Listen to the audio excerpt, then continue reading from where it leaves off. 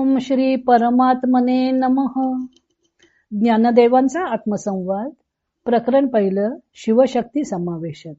शिवशक्तींना ज्ञानदेवांचे एकत्वाने वंदन. भाग चौथा. ओव्या आहेत 50 आणि 51. ज्ञानदेवांनी सामरस्य भावाने शिवशक्तींना वंदन केले. असं वंदन करणं कसं शक्य आहे अशी शंका मनात निर्माण होते. त्याचे ज्ञानदेव स्पष्टीकरण करत आहेत. ज्ञानदेव म्हणतात, जयाची ये वाहणी, वेदकू वेद्याचे पाणी, न पिये पण सांडणी अंगाचीही करी. वाहणी म्हणजे प्रवाह, वेदक म्हणजे ज्ञाता, वेद्य म्हणजे ज्ञेय. ज्ञानदेव सांगतात की या शिवशक्तीच्या स्वरूप निर्धाराच्या प्रवाहात ज्ञाता हा ज्ञेयाच्या ठिकाणी पाण्याचा एक थेंब सुद्धा पिऊ शकत नाही. उलट आपल्या अंगाची जीवभावाची सुद्धा आटणी करतो. पुढे म्हणतात, तेथ मी नमस्कारा लागी हो दुसरा, तरी लिंग भेद परा जोडू जावो. त्या ठिकाणी शिव व शक्ती यांच्या ऐक्यात मी नमस्कार करणारा असा निराळा उरलो तर मग एक वंदक आणि एक वंद्य अशा दोन चिन्हांनी त्या शिवशक्तीत नसता भेद उत्पन्न केल्यासारखे झाले असते. मग माझ्यासारखा लिंगभेदी दुसरा कोणी नाही. स्वामी स्वरूपानंद याचं अभंग रूपांतर करताना म्हणतात, ज्ञाता ज्ञान ज्ञेय, भास हा विरोन, असे सच्चित घन स्वरूप जे. तया शिवशक्ती ऐक्य प्रवाहात बुडोनिया जात ज्ञाता तेथे. तेथे आत्मरूपी न होता विलीन, करी न वंदन जरी मीही, तरी दुजा भाव मांडीला ऐसेच, होईल नासाच पाहू जाता. ज्ञानदेवानी वेद्य वेदक असे शब्द वापरले आहेत. विद म्हणजे जाणणे, म्हणून वेदक म्हणजे जाणून घेणारा म्हणजेच ज्ञाता, व वेद्य म्हणजे जाणून घेण्याची गोष्ट म्हणजे ज्ञेय. जयाची वाहणी म्हणजे ज्या शिवशक्तीच्या स्वरूप निर्धारात वेदकू वेद्याचे पाणी न पिये म्हणजे ज्ञाता ज्ञेय विषय स्वरूप अशा शिवशक्तीचे स्वरूप जाणून घेण्याविषयी आचमन सुद्धा करू शकत नाही. म्हणजे ज्या शिवशक्तीच्या स्वरूप निर्धारात वेदकू वेद्याचे पाणी न पिये म्हणजे ज्ञाता ज्ञेय विषय स्वरूप अशा शिवशक्तीचे स्वरूप जाणून घेण्याविषयी आचमन सुद्धा करू शकत नाही, पण त्या प्रवाहात आपल्या अंगाची सुद्धा आटणी करतो. वाहणी शब्द वापरून ज्ञानदेवाने शिवशक्ती रूपी नदीचा ओघ अखंड वाहत आहे, ज्ञानप्रवाह अखंड वाहत आहे हे सूचित केलं आहे. शिवशक्तीच्या स्फुरणाचा प्रवाह अखंड चालू असतो. पाण्याच्या प्रवाहाकडे पाहिलं की एका अखंडित सातत्याचा भास होतो, पण लक्ष देऊन पाहिलं की तेथे क्षणाक्षणाला नवीन पाणी येत असते असं दिसून येतं.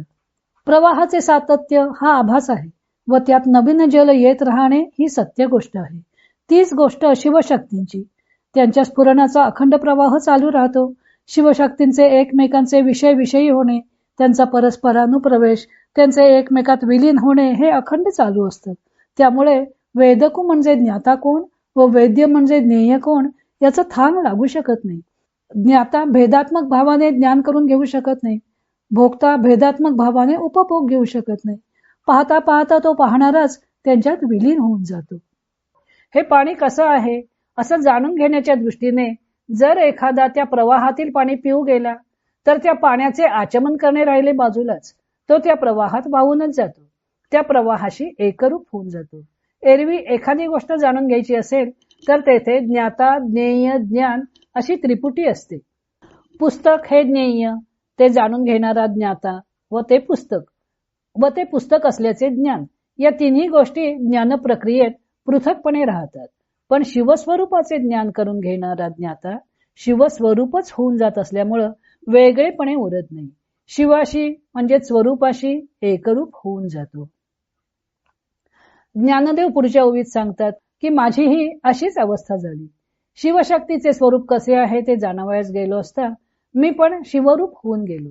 असे असता मी त्यांना वंदन करण्यापुरता तरी वेगळा कसा राहीन, आणि त्या शिवशक्तींना नमस्कार करायला गेलेलो मी जर तसा वेगळा उरलो तर वंद्य व वंदक अशा दोन लिंगांनी म्हणजेच दोन खुणांनी त्यांना अंकित करून त्यांच्यात नसलेला द्वैतभाव निर्माण केल्याचे पाप जोडावे लागले असते.